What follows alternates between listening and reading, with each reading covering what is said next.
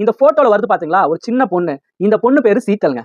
இந்த சீத்தல் பொண்ணு என்ன சொல்லுதுன்னா, சகிலா வந்து என்னோட அத்தைங்க. சகிலா டெய்லியும் குடிச்சிட்டு வந்து சீத்தல் என்னைய போட்டு அடி அடின்னு அடிப்பாங்க. அது மட்டுமாங்க, சீத்தல் என்ன பத்தியும், எங்க அம்மாவை பத்தியும், எங்க அக்காவை பத்தியும் சகிலா பயங்கரமா கெட்ட வார்த்தையில திட்டுவாங்க.